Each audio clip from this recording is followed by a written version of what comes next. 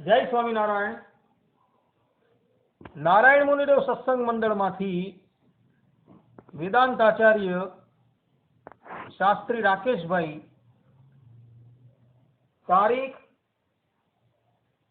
15/1/2018 ने दिवसे आ प्रवचन करे छे। आजना प्रवचननो विषय छे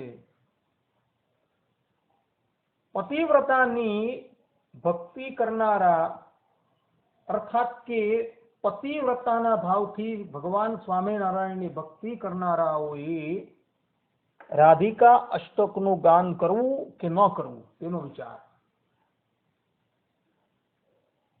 भगवान स्वामीनारायणना वखतथी उद्धव संप्रदायना नाना मोटा मंदिरोनी अंदर आ राधिका अष्टकथी परब्रह्म परमात्मा श्री हरिनु स्तवन थाय छे। आ संबंध में हरिचरित्रामृत सागर अंदर पूर 14, तरंग 14, 6 और 7 में आधारानंद स्वामी लखी रहा है कि जेतलपुर में थता विष्णु याग दरमियान आनंदानंद स्वामीए ठाकुरजीनी संध्या आरती अने रामकृष्ण गोविंदनी धून करी अने मुखथी राधिका अष्टक तेओ बोलवा लाग्या। आ जेतलपुरनो यज्ञ 1864 में थयो हतो। एटले आ राधिका अष्टक 1864 थी तो बोलाय छे एवुं स्पष्ट थाय छे। वृद्धोनी परंपरा एवुं कहे छे कि रामानंद स्वामीना वखतथी आ राधिका अष्टक बोलाय छे। भगवान स्वामीनारायण सत्संगी जीवनना चतुर्थ प्रकरणना 48मा अध्यायना 28 થી 35मा श्लोकनी अंदर पोते कही रह्या छे कि आचार्य थकी दीक्षा ग्रहण करनाराए दीक्षा ग्रहण कर्या बाद राधा अने कृष्णनु राधिका अष्टक थी स्तवन करवू। हवे स्पष्ट आज्ञा छे। सत्संगी जीवन चतुर्थ प्रकरण 48मो अध्याय ने त्या स्वयं राधिका अष्टकनो उपदेश भगवान स्वामीनारायणे स्पष्ट रूपे करेलो छे। एना द्वारा एवं स्पष्ट थई जाय छे कि भगवान स्वामीनारायण वखतथी आ राधिका अष्टक संतो भक्तो नित्य संध्या समये गाता हता ने अद्यापि गाय छे। आवा आ महा महिमा वाळो अष्टक जे भगवान स्वामीनारायणना समयथी नित्य संध्या आरती पछी उद्धव संप्रदायना मंदिरोमां गवातुं आवे छे तथा जेनुं वर्णन संप्रदायना मूलभूत ग्रंथोनी अंदर करवामां आवेलुं छे। एवा आ परम प्रसादीभूत अष्टक ने पण केटलाक अनादिना आसुरी तत्वो जे भगवान श्री कृष्णनो द्रोह करवा माटे सुतल लोकमांथी प्रगट थयेला छे तेओ पोताना शिष्योने कहे छे कि आपणे जो राधिका अष्टक बोलशुं तो आपणो पतिव्रतानो धर्म भंग थई जशे। आम कही शास्त्रोना वचनोनो वृद्धोए जे अर्थ करेलो छे तेनाथी विरुद्ध जय पोताना मनमा जेवा अर्थो स्फुरे ते प्रमाणे शास्त्रोना अर्थ करी पोताना बाळ बुद्धिना शिष्योने आ परम प्रसादीना अष्टकने गावानी मनाई करे छे अने आज अष्टकने बदले तेओ बीजू कोईक अनुपास्य मूळ अक्षरनुं अष्टक गावानी तेओने फरज पाडे छे। आ प्रवृत्ति जे छे ए संप्रदायथी बहिर्मुख थयेला विमुखोनी अंदर तो जोवा मळे ज छे पण आज प्रवृत्ति उद्धव संप्रदायना आश्रित थईने ए लोको उद्धव संप्रदायमां रहेवा छतां पण जेनुं हृदय સંપ્રદાયથી બહિર્મુખ થયેલા લોકોની સાથે જોડાયું છે. તેઓ પણ પોતાના શિષ્યોને કહે છે કે આપણે તો સ્વામિનારાયણના ઉપાસક છીએ, આપણાથી રાધા કૃષ્ણનું અષ્ટક ન ગવાય, જો આમ ગાઈએ તો આપણી પતિવ્રતાની ભક્તિનો ભંગ થઈ જાય. આમ કહી પ્રાચીન વૃદ્ધોની પરંપરાનો સ્પષ્ટ રીતે તેઓ ભંગ કરતા જણાય છે. તો વળી બીજા કેટલાક પ્રાઇવેટ સંસ્થાઓમાં તો આ રાધિકા અષ્ટકનું ગાન કરવાનું સદંતર બંધ કરાયું છે અને તેના સ્થાન પર બીજું કોઈક મૂળ અક્ષરના મહિમાવાળું અષ્ટક પણ ખુલ્લે ખુલ્લા ગાતા જોવા મળે છે. તો આવા જે લોકો છે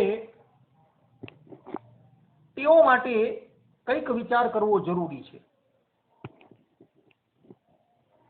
આવા લોકોને કદાચ ખબર ન હશે કે જે પ્રમાણે આ પરમ પ્રસાદીના અષ્ટકના એક એક શબ્દો જેમ પરોક્ષ એવા દેવકી નંદન શ્રી કૃષ્ણને લાગે છે,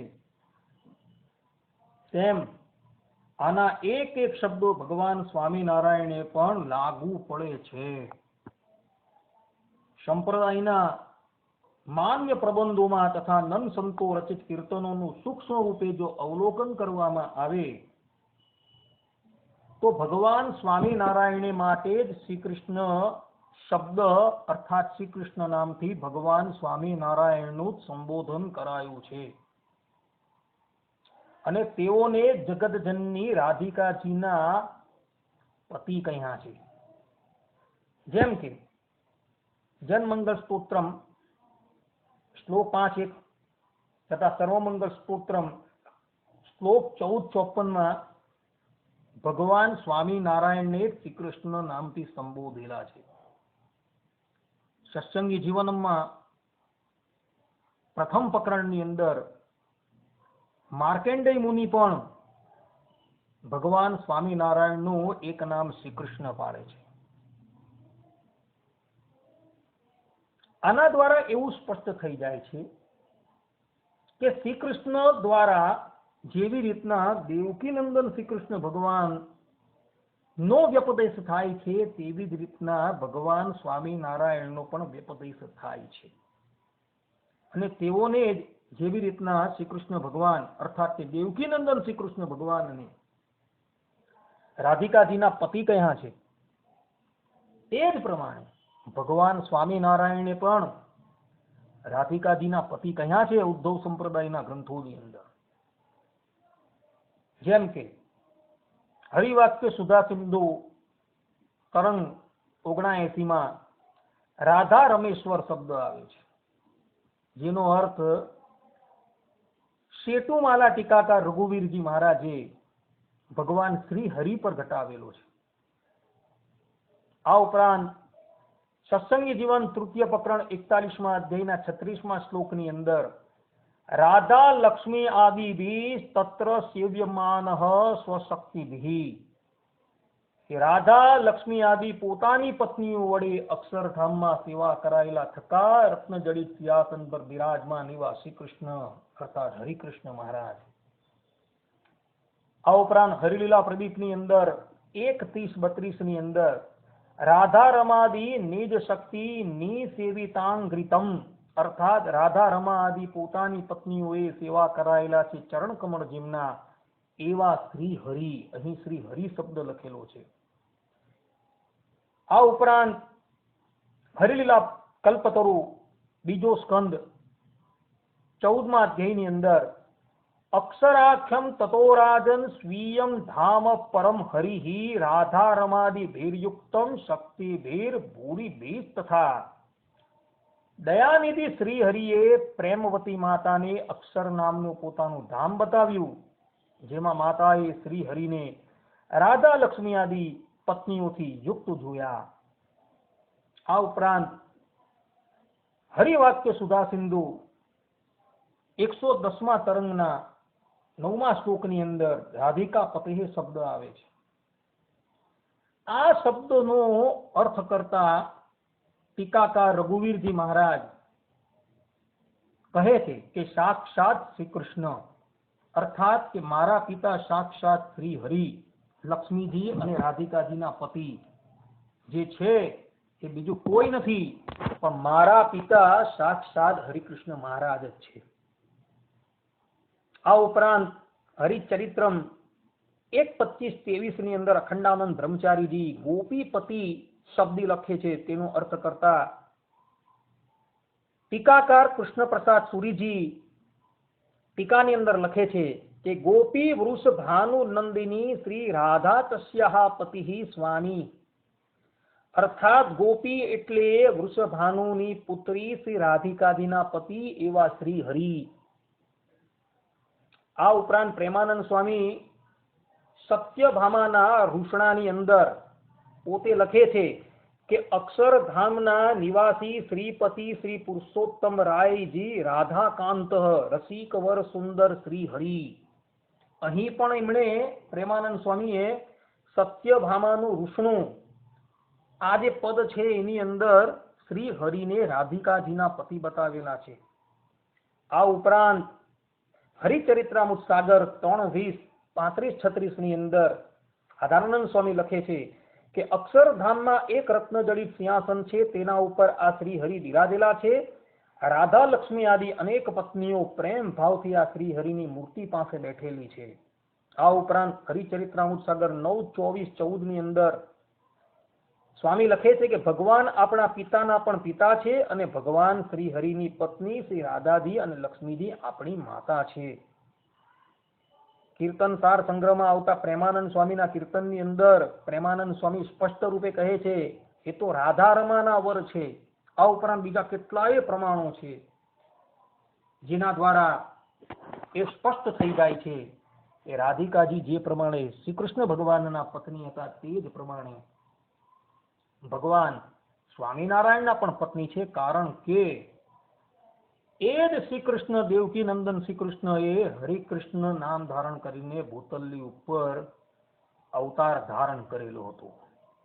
જેમ કે ભક્ત ચિંતામણીના પ્રકરણ 26 ની અંદર સ્વામી પોતે લખે છે કે અંતકાળે ધર્મદેવે પોતાના બંને પુત્રો શ્રી રામપ્રતાપભાઈ અને ઈચ્છારામભાઈને પોતાની પાસે બોલાવ્યા અને તેઓ પ્રત્યે બોલ્યા કે રાધા કૃષ્ણ છે આપણા ઈષ્ટ દેવ, તે છે કૃષ્ણ માનો મન માઈ, હરિરૂપ આ કૃષ્ણ સાક્ષાત.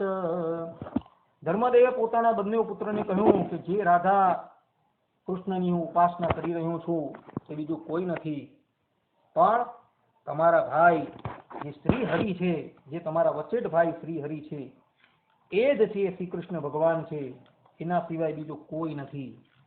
આ પ્રમાણો દ્વારા એવું સિદ્ધ થઈ જાય છે કે દેવકી નંદન શ્રી કૃષ્ણ ભગવાન જ જે છે તે હરિકૃષ્ણ નામ ધારણ કરીને પ્રગટ થયા હતા. આ ઉપરાંત સત્સંગી જીવન પ્રથમ પ્રકરણ પ્રથમ અધ્યાયનો મંગલાચરણનો પહેલો શ્લોક શ્રી કૃષ્ણાય નમસ્તસ્મય સાક્ષાત ધર્મનંદન. એ શ્રી કૃષ્ણ ભગવાનને નમસ્કાર કરું છું તે કોણ છે? તો એ સાક્ષાત ધર્મનંદન હરિકૃષ્ણ મહારાજ છે. આ ઉપરાંત સત્સંગી જીવન દ્વિતીય પ્રકરણ 31મો અધ્યાયના 24મા શ્લોકની અંદર પીતાંબરમ નૈષ્ટિકવર્ણિવેશમ પીતાંબરમ તમ નતવર્યવેશમ નિવાંબુદ શ્યામલ સુંદર સંગમ વંદે હરિ ધર્મસુતમ ચ કૃષ્ણમ. અભય રાજા શ્રી હરિની સ્તુતિ કરતા બોલ્યા કે હે ભગવાન, તમો જ ધર્મનંદન અને યદુનંદન છો. ધર્મનંદન રૂપે શ્વેત વસ્ત્ર અને નૈષ્ટિક વર્ણિવેશને ધારી રહેલા આજ સર્વના નયન ગોચર થઈ રહ્યા છો. આમ કહી અભય રાજાએ શ્રી કૃષ્ણ અને શ્રી હરિની અભિન્નતા બતાવી. આ ઉપરાંત ભક્ત ચિંતામણી પ્રકરણ 49, 61 અને 62મા શ્લોકની અંદર નિષ્કાનંદ સ્વામી કહે છે કે ઉદ્ધવ તે રામાનંદ શ્રી કૃષ્ણ તે આ શ્રી હરિ સ્વરૂપ. ભક્ત ચિંતામણી 24મું પ્રકરણ 26મા શ્લોકની 26મી ચોપાઈની અંદર સ્વામી કહે છે કૃષ્ણ હરિ હરિ તે જ કૃષ્ણ. અહીં જકાર ભારવાચક શબ્દ છે. સ્વામી કહે છે કૃષ્ણ હરિ હરિ તે જ કૃષ્ણ. જે શ્રી કૃષ્ણ છે તે જ હરિ છે ને હરિ છે તે જ જકાર ભારવાચક શબ્દ છે, એ જ શ્રી કૃષ્ણ છે. આમ કહીને ધર્મનંદન હરિકૃષ્ણ અને દેવકીનંદન શ્રી કૃષ્ણની એકતા બતાવી. રીઠા કૃષ્ણ પોતાના બાળો કૃષ્ણ હરિ હરિ તે જ કૃષ્ણ. ભક્ત ચિંતામણી પ્રકરણ 25 ની અંદર એવા જે શ્રી કૃષ્ણ પુરુષોત્તમ ભગવાન તે જે તે આજે પોતાનું સમગ્ર ઐશ્વર્ય તેને યુક્ત થતા પૃથ્વીને વિશે કૌશલ દેશને વિશે પ્રગટ થયા હતા. વચનામૃત ઉપોટ ઘાટ દીધો કોલ વૃંદાવન માય રે ભક્તિ ધર્મ ને આપ્યું વચને રે સત્ય કીધું તે જગ જીવન રે કૌશલ દેશ અયોધ્યા પ્રાંત રે પ્રભુ પ્રગટ થયા કરી ખાંતરે નિષ્કુળાનંદ કાવ્ય પુરુષોત્તમ પ્રકાશ 1 થી 4. આ ઉપરાંત બ્રહ્માનંદ સ્વામી કીર્તન ની અંદર ગાય છે પૂર્વે કહ્યું તું ઉદ્ધવને રે લઈશ બીજો અવતાર રે તે તમે ભક્તિ ધર્મથી રે ભૂપર ધર્યો અવતાર. આ ઉપરાંત નિષ્કુળાનંદ સ્વામી ગાય છે સહજાનંદ હરી પ્રગટ થયા સહજાનંદ હરી વ્યાસ મુનિએ જે પૂર્વે કહી તી તે વાત સાચી થરી. વ્યાસજીએ સ્કંદ પુરાણના વૈષ્ણવ ખંડમાં આવેલા વાસુદેવ મહાત્મયમાં 18માં અધ્યાયના 43 થી 44માં શ્લોકમાં મયા કૃષ્ણે ન હિતા આ શ્લોકથી તથા શ્રીમદ ભાગવતના 10મ સ્કંદના 50મા અધ્યાયના 10મા શ્લોકમાં અન્યોપી ધર્મ રક્ષાય દેહ સંભ્રિયતે મયા આ શ્લોકથી આ ઉપરાંત શ્રીમદ ભાગવતના 10મ સ્કંદના 40મા અધ્યાયના 22મા શ્લોકની અંદર અક્રૂરજી જે સ્તુતિ કરી રહ્યા છે નમો બુદ્ધાય શુદ્ધાય નમો હરિકૃષ્ણાય શુદ્ધાય કે હું બુદ્ધ ભગવાનને નમસ્કાર કરું છું અને હરિકૃષ્ણ ભગવાનને નમસ્કાર કરું છું જે હવે પછીના યુગની અંદર તમે જન્મ ગ્રહણ કરવાનો છો આવો અક્રૂરજી કહી રહ્યા છે. તો આ પ્રમાણો દ્વારા એવું સ્પષ્ટ થઈ જાય છે કે જે દેવકીનંદન શ્રી કૃષ્ણ ભગવાન છે તે જ ધર્મનંદન હરિકૃષ્ણ મહારાજ રૂપે પ્રગટ થયા હતા. એ બંને જણા તત્વથી અભિન્ન છે ને તત્વથી અભિન્ન હોવાથી જ ભગવાન સ્વામિનારાયણ શિક્ષાપત્રીની અંદર આજ્ઞા આપે છે કે શ્રવ્ય શ્રીમદ ભાગવત 10મ સ્કંદ આદરાત પ્રત્યમ વા સકૃત વર્ષે વર્ષે વાચ્યત પંડિતૈ. આ ઉપરાંત મધ્યના 35મા વચનામૃતની અંદર ભગવાન પોતે કહે છે કે પરોક્ષ એવા રામકૃષ્ણાદિક અવતારો જે તેના ચરિત્રો પણ ગાવા અને સાંભળવા આવી આજ્ઞા આપે છે. તો આના દ્વારા એવું સ્પષ્ટ થઈ જાય છે કે રામકૃષ્ણાદિક અવતાર રૂપે ભગવાન શ્રી હરિ જ રહ્યા છે અને તેઓના ચરિત્ર ગાવામાં કે સાંભળવામાં ક્યારેય પણ પતિવ્રતાનો ધર્મ ભંગ થઈ જતો નથી. જો પતિવ્રતાનો ધર્મ ભંગ થઈ જતો હતો તો ભગવાન સ્વામિનારાયણે શિક્ષાપત્રીની અંદર 10મ સ્કંદનો પાઠ વર્ષો વર્ષે કરવાની શા માટે આજ્ઞા આપી તથા 8 શાસ્ત્ર ભણવાની આજ્ઞા ભગવાન સ્વામિનારાયણે શા માટે આપી? આના દ્વારા એવું સ્પષ્ટ થઈ જાય છે કે આ શાસ્ત્રો ભણવાથી અને ભગવાન શ્રી કૃષ્ણના કે રામના ચરિત્રોનું ગાન કરવાથી ક્યારેય પણ પતિવ્રતાનો ધર્મ ભંગ થતો નથી. પતિવ્રતાનો ધર્મ તો ત્યારે ભંગ થાય કે જ્યારે પોતાના પતિ એવા ભગવાન સ્વામિનારાયણની આજ્ઞાનું ઉલ્લંઘન કરીએ. હું પતિવ્રતા ખરી પણ પતિની આજ્ઞા ન માનું તો એ પતિવ્રતા કહેવાય? ના, એ પતિવ્રતા ન કહેવાય, એ સ્વચ્છંદી કહેવાય, વ્યભિચારિણી કહેવાય. પતિવ્રતા એ જ કહેવાય જે પોતાના પતિ, પોતાના ભર્તા, પોતાના સ્વામીની આજ્ઞા અક્ષરે અક્ષર પાલન કરે. એ જ પોતાના ભર્તા, પોતાના સ્વામી, પોતાના પતિ ભગવાન સ્વામિનારાયણે સત્સંગી જીવનના 4th પ્રકરણના 48મા અધ્યાયમાં રાધિકા અષ્ટક ગાવાની આજ્ઞા કરી છે અને વૃદ્ધોની પરંપરાની અંદર પણ આ અષ્ટક ગવાતું આવેલું છે એવું હરિચરિત્રામૃત સાગરની અંદર લખેલું છે. તો યદ યદ આચરતિ શ્રેષ્ઠ તત્ એવ ઇતરે જનઃ, કે જેવું જેવું શ્રેષ્ઠ પુરુષ આચરણ કરે છે તેવું જ તેવું ત્યાર પછીના કનિષ્ઠ પુરુષો આચરણ કરે છે. એટલે નન સંતો જે અષ્ટકને પ્રેમપૂર્વક ગાતા હતા એ જ અષ્ટકનું આપણે ગાન કરવું. જો રાધિકા અષ્ટક ગાવાથી આપણી સ્વામિનારાયણ ભગવાન પ્રત્યેની પતિવ્રતાની ભક્તિ ભંગ થઈ ગઈ હોય થઈ જતી હોય તો નંદ સંતોની ભક્તિ પહેલી ભંગ થઈ જવી જોઈએ, પણ ભંગ થઈ નથી. નંદ સંતોએ સ્પષ્ટ રૂપે જાણેલું કે જે દેવકી નંદન શ્રી કૃષ્ણ ભગવાન છે તે જ ધર્મનંદન હરિકૃષ્ણ મહારાજ રૂપે પ્રગટ થયા છે. બંનેની અંદર કોઈ પણ જાતનો ભેદ નથી. અને એ ભેદ ન જાણવાથી તેઓએ પોતાના કીર્તનોની અંદર, પોતાના સ્તવનોની અંદર બધી જ જગ્યાએ એ જે ભગવાન શ્રી હરિ જે પોતાની સામે બિરાજમાન છે તેઓ જ પોતે યદુકુલની અંદર શ્રી કૃષ્ણ રૂપે પ્રગટ થયા હતા. આ ઉપરાંત સૂર્યવંશમાં રામ રૂપે પ્રગટ થયા હતા એવું જાણીને પ્રેમપૂર્વક એની સ્તુતિ કરેલી હતી તથા કીર્તનો ગાયા હતા. માટે અભણ, અજ્ઞાની અને આસુરી ગુરુઓની વાત ક્યારેય પણ માનવી નહીં. એ લોકો જે એમ કહે છે કે રાધિકા અષ્ટક ગાવાથી પતિવ્રતાની ભક્તિ ભંગ થઈ જાય છે, પણ પતિવ્રતાની ભક્તિ ક્યારેય પણ ભંગ થતી નથી. પતિવ્રતાની ભક્તિ તો પતિની આજ્ઞા નહીં માનવાથી એ પતિવ્રતાનો ધર્મ ભંગ થઈ જાય છે. ભગવાન સ્વામિનારાયણે શિક્ષાપત્રીમાં લખ્યું છે કે ભગવત મંદિરમ સર્વૈઃ સાયં ગંતવ્યમ અન્વહમ નામ સંકીર્તનમ કાર્યમ તત્રોચ્ચ રાધિકાપતેઃ. કે અમારા આશ્રિતોએ નિત્ય સાયંકાળે ભગવાનના મંદિરમાં જવું અને તે મંદિરમાં ઉચ્ચ સ્વરે કરીને રાધિકાજીના પતિ એવા શ્રી કૃષ્ણ ભગવાનનું કીર્તન કરવું આ ભગવાનની આજ્ઞા છે. માટે ભગવાનની આજ્ઞાને પ્રથમ પ્રમાણ આપી રાધિકા અષ્ટકનું ગાન અવશ્ય કરવું તથા રામકૃષ્ણ ગોવિંદની ધૂનનું ગાન અવશ્ય કરવું. કારણ કે આ બધા જ અષ્ટકો અને આ ધૂનો ભગવાન સ્વામિનારાયણને ઉદ્દેશીને જ ગવાયા છે. જે પ્રમાણે આના દરેક શબ્દો પરોક્ષ એવા શ્રી કૃષ્ણ અવતારને લાગે છે તેવી જ રીતના આ બધા જ શબ્દો પ્રત્યક્ષ એવા શ્રી હરિને જ લાગે છે. જ્યારે રાધિકા અષ્ટકનું આપણે સ્તવન કરીએ ત્યારે એવું વિચારવું કે ભગવાન સ્વામિનારાયણ જ પોતે યદુકુલની અંદર શ્રી કૃષ્ણ રૂપે પ્રગટ થયા હતા અને હું એ ભગવાન સ્વામિનારાયણની જ લીલા ગાઈ રહ્યો છું એવું સમજીને આ અષ્ટકને ગાવાનો આગ્રહ રાખવો. અહીં આ પ્રવચનને વિરામ આપીએ છીએ. અસ્તુ. જય સ્વામિનારાયણ.